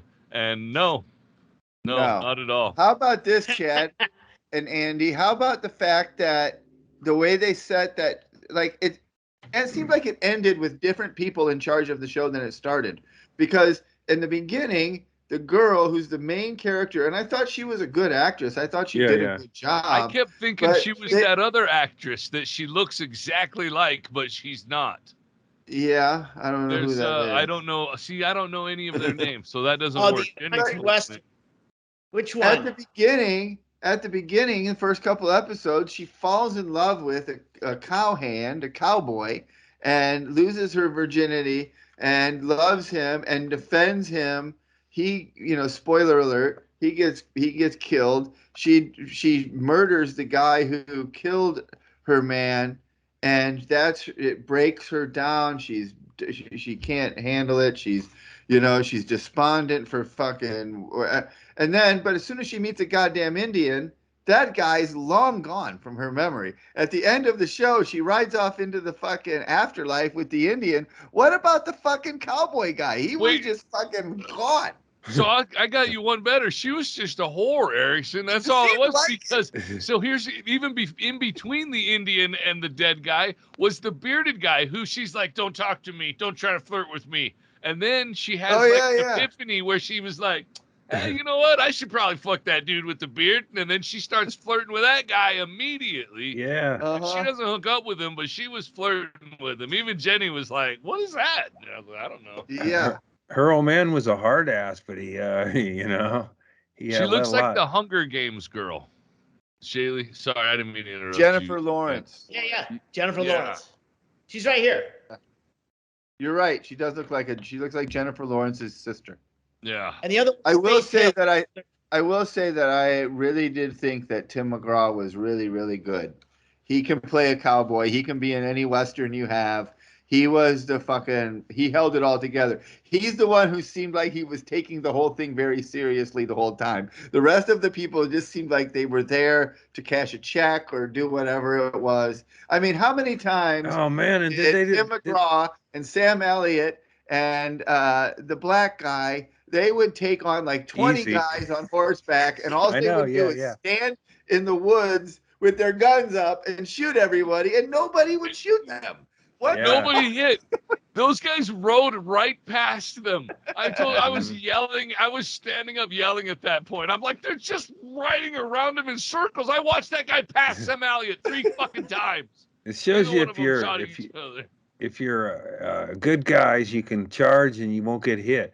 Right. And they caused the whole thing that with the wagon, they rode up and all these Indians are dead. And then they lead tracks, and then they take off and leave everybody vulnerable, and they get all fucking. Like those are the worst wagon guides ever. Yeah, man. They had a bad. They did a bad idea at every situation. They fucked them at every turn. Don't do that.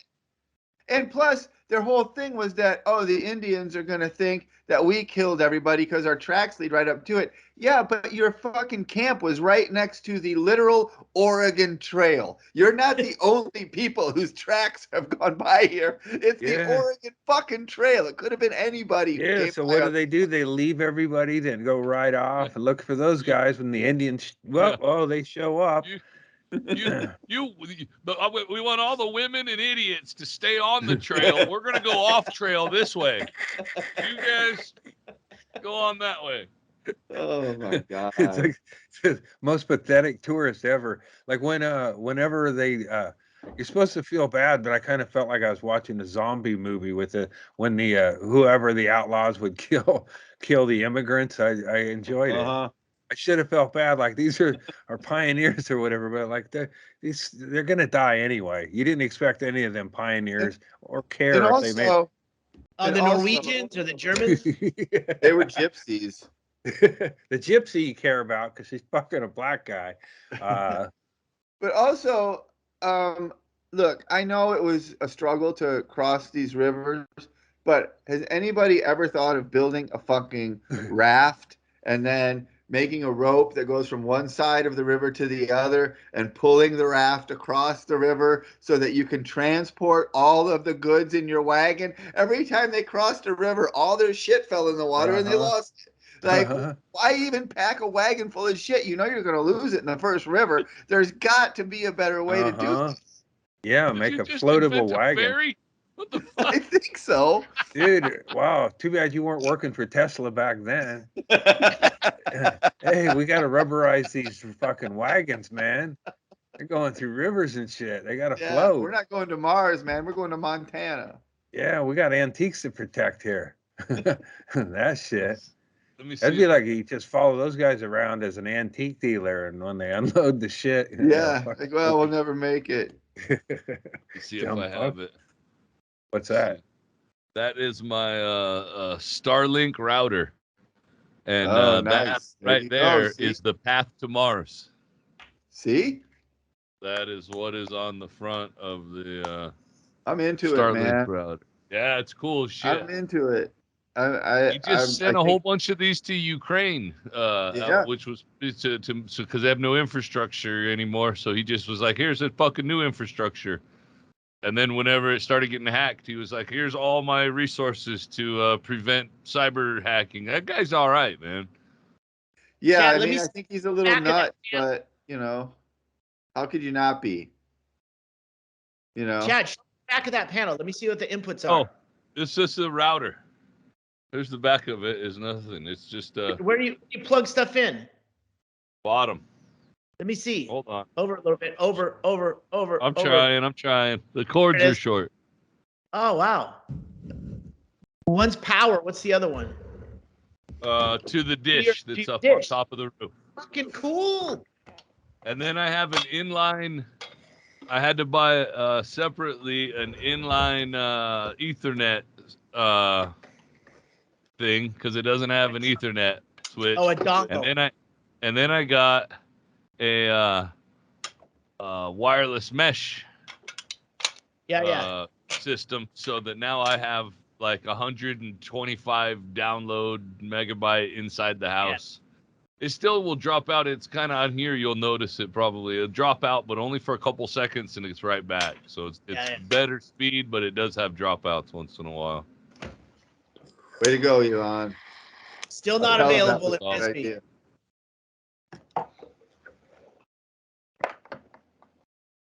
Yeah, it should be. I know Mike said he had his offered to him before this one was offered to me.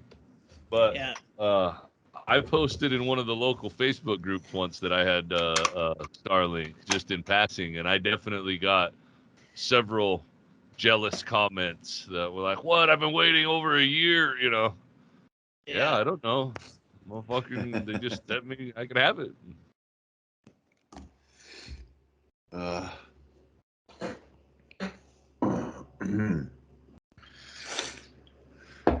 Well, hey, here's one thing, guys. Chad, we've been watching you smoke your freeze pipe bubbler and your freeze pipe bong over the last couple weeks. People have noticed. People have talked about it. Less coughing after the hits. More enjoyable, smooth hits. Even after a 2-foot bong hit. Hell yeah, dude. So here's the deal, guys, and you guys are just finding out about this too. At Freeze Pipe, you can go to Freeze Pipe. If you buy anything at Freeze Pipe and you enter the promo code Andy, you will get 10% off of your Freeze Pipe purchase. So I'm working on getting us being the #1 Freeze Pipe sponsored podcast out there. I feel like we definitely should be. We just don't quite have the reach of some of these other podcasts, but I feel like we are users of the product and more than some of these other cocksuckers. So if you guys want to get a freeze pipe, use the promo code Andy. That's ANDY, idiots, and you'll get 10% off. Andy, we're weed-fluencers, man. Mm-hmm. I have mine right here, and I have the other part in the freezer I forgot to grab. So I have to say I had to go out of town this weekend to Globe for the weekend for a memorial service, and it was a strange thing because as much as I accepted it when I had to help my grandparents and stuff, I just accepted being away from home. And even I was surprised at what a fucking trooper I was. But when I had to go up there for 2 days for a memorial service, I fucking panicked. I was almost in tears. I missed home. I just wanted to, I think I was afraid I was going to get trapped there again. Something triggered in me. I had some weird shit happen, but one of the things that happened amid all of the weird shit was that I had the revelation that I really, really missed my freeze pipes because I didn't want to take them along on a motorcycle trip to a motel, and it sucked having to smoke out of a regular pipe. So I'm definitely spoiled. Well, there you go, everybody. Yeah, it's a good pipe, I can tell you. I don't smoke that much flower, but Kerry Mitchell smokes a lot of it, and the freeze pipe is always being used. And when you take that hit, it is smooth. I've had a couple. I just get too fucking high. Hey, you got to put together the fucking cars tomorrow. You can't be That's right. Hippie lettuce. I have to deliver the fucking bolts and undercarriages. Leave that for the engineers. You would think Elon would not test for weed. I mean, he's already. That was one of the things when I took the drug screening, is that they were very clear that they were not testing for marijuana. So. Oh, really? Okay. Yeah, they weren't. They don't give a fuck about that. That's fucking great. Hey, I don't say this very often. I repeat South Park, and it's a mantra that I have recently is I fucking hate the future, but some of the things about the future is all right. Well, I do think that the ideas that Elon has intrigues me, and it seems like some of these things are pretty cool ideas.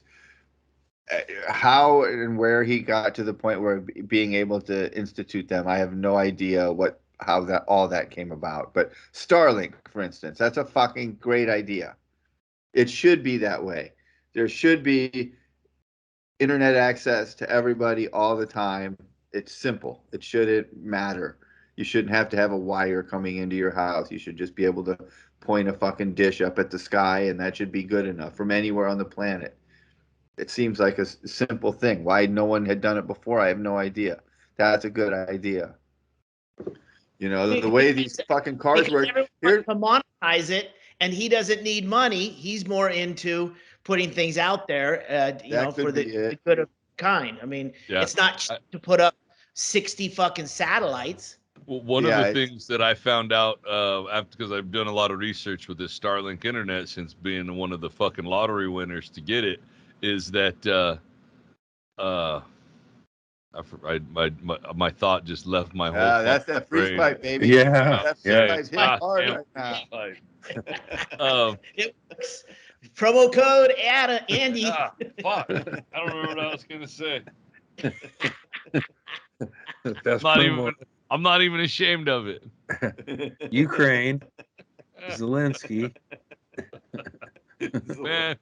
Man, I have to tell you guys, I really do appreciate you not talking about you're comedians, so I mean, if you have jokes about the war, I really like them, but I don't want to hear your fucking opinions about it. But I didn't like it when everybody was talking about politics. Now everybody's talking about foreign politics. It's even less interesting than local politics. Yeah.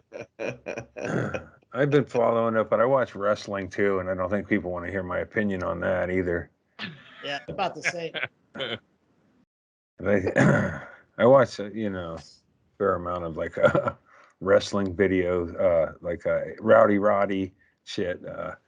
That's why I was prepared for Inman. I'd watched several A&E specials on like Randy Macho Man and just stupid, and then Inman comes in and it's like, Inman is like a fucking pro wrestling cadence kind of fucking loudmouth.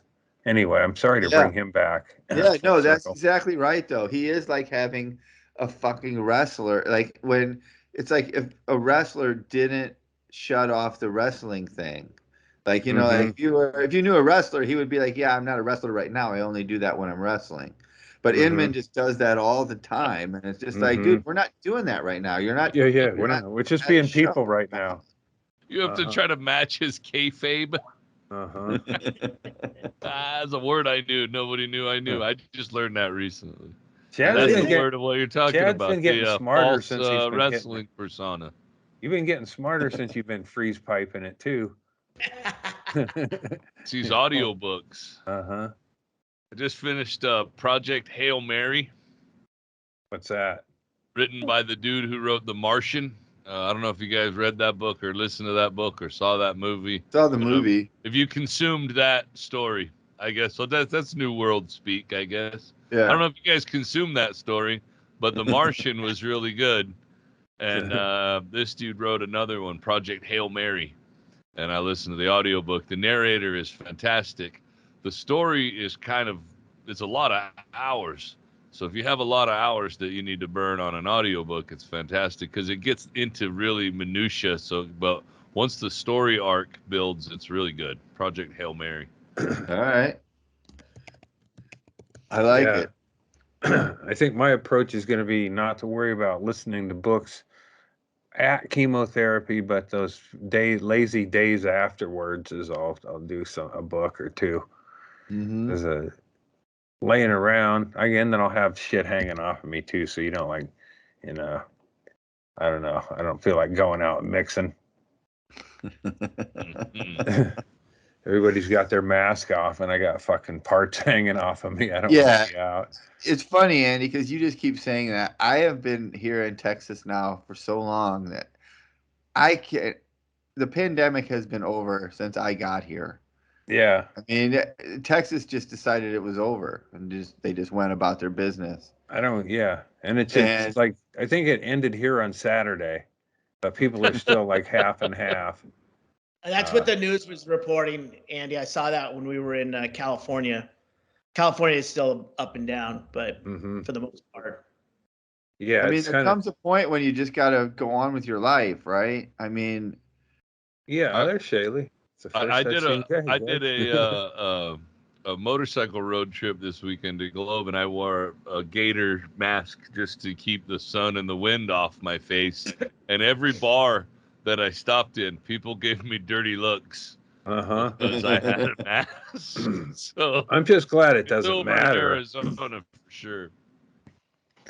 Yeah, it's just like seeing people's and it is weird because it's like I think we'll still be about half and half for another few days, and then it's like, oh well, everybody's got their mask, their face uncovered. Nothing's really changed. Well, COVID's not going anywhere. COVID's always going to be around. I mean, look, the flu started 100 years ago, and the flu is still around. COVID's going to be around for 100 years.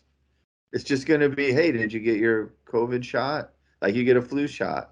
You can get one or not. You'll get it every year, or you won't, or you'll get COVID that year, or you won't get COVID.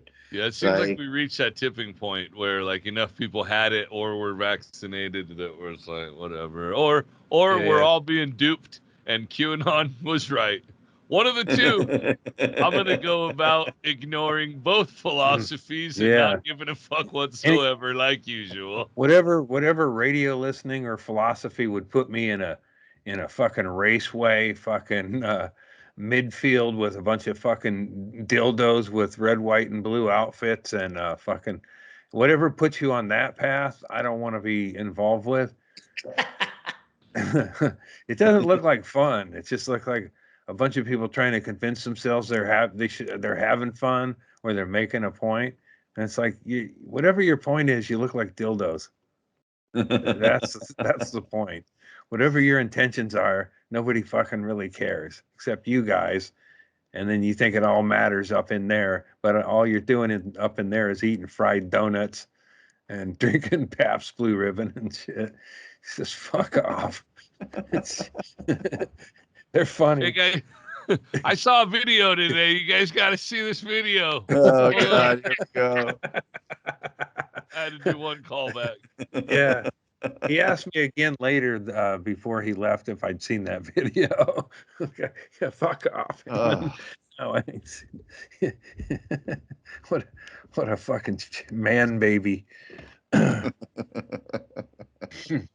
Mind Dog had this posted on his Twitter. It was pretty fucking accurate. I retweeted that. Yeah. Yeah, he was fucking happy there. He fucking. The first 15 seconds of the podcast was great, and then it went downhill from there. It's like if we were on a Make-A-Wish Foundation and we were like the kids who let the retarded kid score a touchdown, and then that retarded kid talked shit and got on social media, said how we fucking dominated our shit defense. We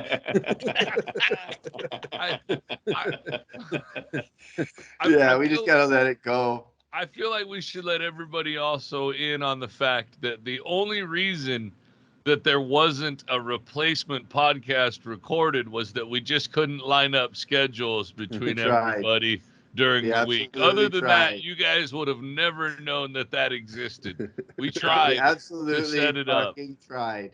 100%. In fact, Thank you for saying that. When James left for a reason, or maybe he fell down when he sat his fat ass on that fucking bench, and he got out of the camera shot, when he's out of frame, Andy got into little curlers, and I thought that was a fucking hilarious bit. That I was like, just start it there. Yeah. And then anytime he I should have done that. His mug in. Yeah. Done that. Yeah. Then he plunked back down. Where people reporting, I've been talking about Issues with Andy podcast for so long. I finally sat my wife down, and it was the Inman episode. And after about 5 minutes, she's all, I don't get it, and just walked away. He goes, I've been talking about it, raving about the podcast for so long that I had to go back and find a bunch of episodes in the past. I go, no, that guy isn't on it. He's not part of it. Yeah. We should mysteriously just delete that. It was like, watching that episode of this podcast is like watching Happy Days with Ted McGinley. Yeah. Like, that's not the Happy Days. No, I was telling you about Happy Days with the Fonz and Richie. No, it's not this guy. Wait, No. this is Joni Loves Chachi. Fuck that guy. Right. Wait, I think that's Charles in charge. Fuck, I'm not even sure. This is a ways down the line here. It's a spun off. Why is that fucking Golden Spoon kid so upset? Shit, man. Golden Spoon and spun off. Silver Spoon or whatever. First of all, it's Spun supposed to off be. Golden Second of all, Spoon. Willie Ames was never on Silver Spoon. Yeah. So there's no real connection there. That was Ricky Schroeder and Jason Bateman. Right, Schroeder. Yeah. I am dosing proper amounts of edibles. It seems like it. Good for you. Good. Uh-huh. That's my uplift. When Inman was here, I couldn't have eaten enough. It's not enough. I got tincture. I dumped a whole bunch of that, and I got lotion, and I rubbed that all over my body, and then smoked weed. It still would have been like, fuck, what an asshole. Here's your enchiladas, douchebag. I mean, it was sweet of him to come see you, and if he's making sure that he's he said he took a COVID test and all of that. Like if he's making sure he's not compromising your situation with your immunity, then that's good, and it's sweet of him to do that. But it's also like, okay, you did it. Now understand that it's now 8 o'clock at night, dinner's over, party's over. Just because your flight doesn't leave until 6 a.m. doesn't mean you need to stay here until you leave for that flight. Get the fuck out of here. Yeah, I gave you 2 Xanax, now beat it. Well, it's like you rode your cancer coattails to just skate in on the podcast. That's exactly what it was. That's what it. He definitely did that. Cancer was a subtext. I know. Like he got here, he was on his phone a lot, like not really, like we didn't really have a big visit. And then he took a nap, and then he did the podcast, ate dinner, made a mess, stayed around longer than I'd hoped, and then left. So yeah, it did kind of seem like that, doesn't it? None of that all adds up, me, though. But it was a coincidence that you had cancer. He came into a couple of shekels and decided that he was going to take a road trip. Having cancer means you don't really have, like people go, "Oh, so you're in town, huh?" Like, yeah, kind of am. So, like, if I didn't have cancer, I would have said, "Oh, what weekend? What days are you thinking you might be there? Oh, those. I'm gonna go be, Yeah. The worst part of having cancer is that everybody knows you're home. Yeah, but nobody knows your real chemo schedule. Right. Yeah, that day? I'm chemoing, baby. Got an appointment that day. Yeah. You don't even have to disclose what it is. You just say appointment. Well, it is a convenient. You don't have to really take phone calls or whatever, for sure. Like, man, hey, I got cancer. It fucking sucks. I'd rather not have that excuse and just use it. Like, I'm, now I park in the you have to have it, use it. Yeah, if I park in a handicap spot now, I feel entitled. Like, call me on it, motherfucker. You'll still get a ticket. Huh? I got a permit. You can't show them your port and then say, "Look, But if you saw my scar on my belly, you would think, he's gonna talk in that voice, Shaylee. I got cancer. He just gets out of the car and he's showing this to everybody as he's walking into the fucking Target. Port. Yeah, if I have that pump on me, that's just a solid ball of fucking toxins. What is it? It's a thing, and then it doesn't even look like it's pumping anything. It's hard, and then by the time it's time to go get it taken off, it's all drained in you. Yeah. It's like, is it just something that slowly pushes whatever it is into your period of time? Yeah, because I called them up because it didn't look like anything was going down the thing, and they said it is. Okay, I'll take your word for it. And then it's like hard, and then there it goes. It's all gone. It's like all that shit went in me. Like I dump it on the lawn and probably kill the lawn. Just try to remember all the the experience you have putting poison into your body, and, you're good at it, man. You are the best. Yeah. You'll get through this. I'm fascinated out your window, Andy. Is it wintry, snowy? It's it looks pretty bleak out there. It's rainy and windy. Yeah, that looks Oregon-y. It's all fun. It was like 80 degrees here today. Yeah. We didn't get a real good winter. I woke up in San Diego, La Jolla, and I'm in St. Louis right now. Oh man. And it was the same weather. At 7 in the morning, it was the same temperature as it was St. Louis at 6 at night. Fucking future is weird, man. I won't have to worry about it. So Doug's doing a Comedy Store before this comes out, right? He's doing it this week. Yeah, he's Monday, Sunday was the Comedy Store La Jolla, and Monday, Comedy Store La Jolla, which I'd never been. We were there for the Sunday show. It's fucking fantastic. I love that room. And then Tuesday, Wednesday is LA.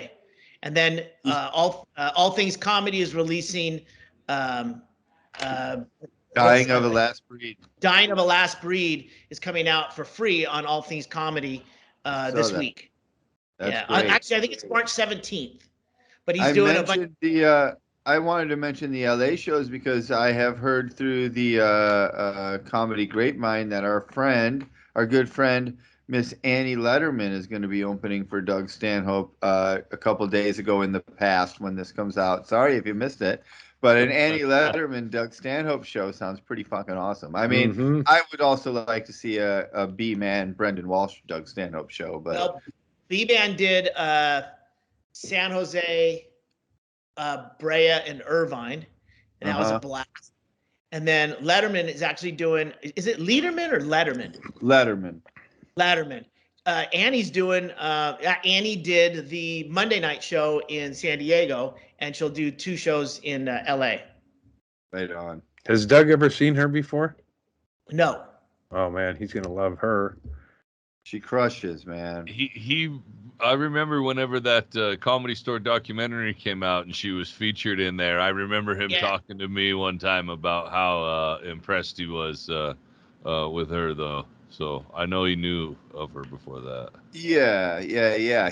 She's the reason that he keeps saying that he wants to come hang out with us and party with us in the desert, but he hasn't quite closed the deal. But if he ever does, it will be because he thinks Annie Letterman's going to come and hang out, not because any of the 4 of us are there. That makes sense.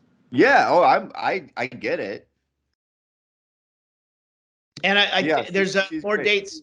He's booking more dates in May that I just found out about. So we're gonna keep going.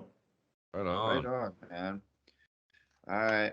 And Andy Andrist is he has a Venmo. It's Andy-Andrist. You could send him a little donation to help him with his weed gummy fund. I'll be appearing in a chemo chair that rocks all the way back tomorrow. Yeah. Send him your suggestions for audiobooks.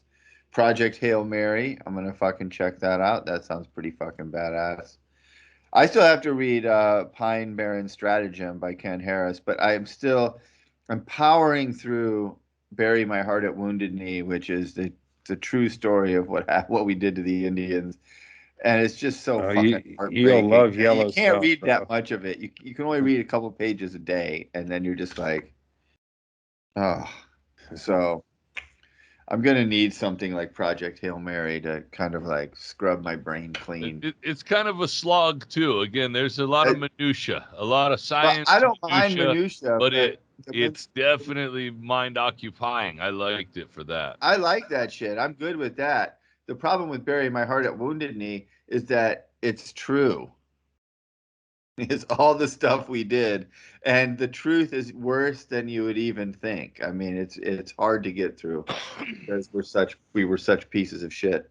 So I'm powering through that. But send Andy your suggestions, and he can have some good audio books while he's doing his chemo and doing his shots on the weekend and stuff. And we'll be out, we'll be all be back out there eventually, right? Maybe. Hopefully, that's the plan. That's what. And Chad, you're twitching. I'll still be right here. I don't want to be out anywhere, but sometimes I'll be out there. Yeah, still twitching. I didn't get drawn for elk this year. The head, right? So I'm gonna be. What's that? You boiled the javelina head. You twitched that. So here's the thing that happened.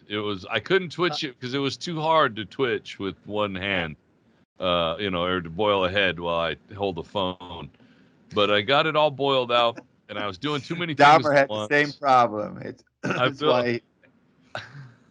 I had a little concrete brick pad where I could pressure wash all the meat off the face. It was fantastic. I was doing a great job. It looked really good. And somehow I accidentally locked my dog in the backyard where she usually stays in the front yard. And I went inside, and I was inside for a while. And then all of a sudden, I was like, well, the fucking back neighborhood dogs are barking like crazy. What's going on? And I opened the back door, and my dog came bounding in. And I was like, shit, I already know. I didn't go look that night. But the next morning when I went out there, I had to go look around in the yard. She chewed the whole bottom jaw in half on one side, and she broke some teeth off on the upper jaw. Listen, it's a good thing about apathy is even when you collect trophies, you don't fucking care if they're ruined. It doesn't matter at all. I wasn't heartbroken. You thought you had a trophy, but what you really did was take a shitty situation where you locked your dog into the wrong yard and then ended up just giving your dog the greatest dog treat you could have ever had. Yeah. And it had a time. So your dog got to have as much fun with the javelina as you had when you went hunting it. So that's actually a good thing. And she was just helping. That's all. She knew I was trying to get all the meat off there, and that's what she tried to do too. Chad's javelina head for pets. It still looks good from one side, and I'll have it. I'll post a picture of it when I'm all done bleaching it out and stuff. It'll still be a trophy. It'll just be a slightly mangled trophy with a little better of a story. It can hang over where the butcher lives. Yeah, the butcher of Black Knob. Yeah, it looks good from one side, so it's like Mariah Carey. And I'll be at the Gigafactory in Texas if you guys want to pop down and put in a request order for some parts. I'll be glad to. That's it? Is that it? Over to you. Wow. Yeah. You couldn't see it before when Shaylee put the picture up. Yeah, that's where I work. The building is it's pretty incredible. And Shaylee, if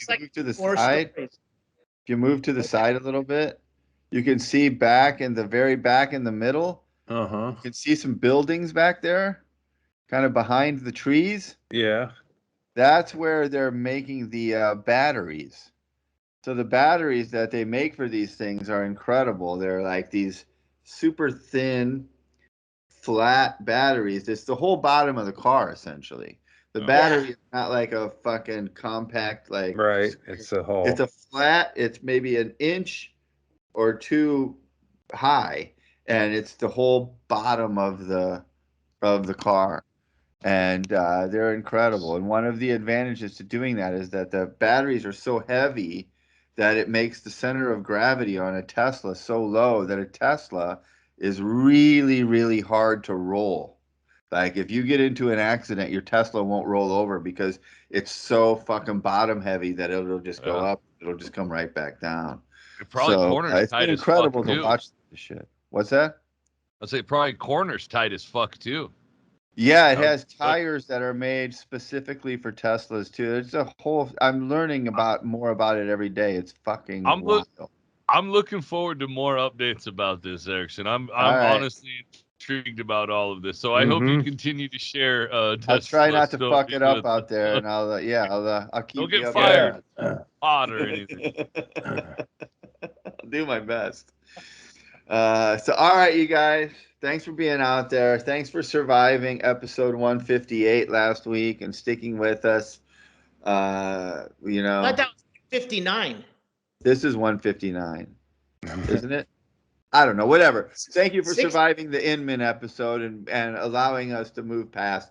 Oh, I do want to give a shout out to Jack and Dino, who made a tweet about how it was like something about the Inman podcast. And he said, Inman was rattling on about something. And he said, hey, James, save it for episode 316, which I thought was kind of funny. Because that's as soon as it would ever happen again.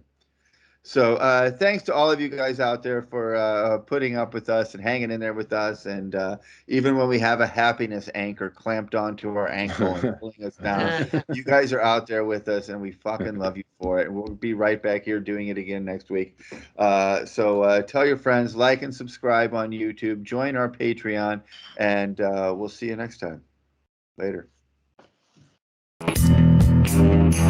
Time to feed Inman.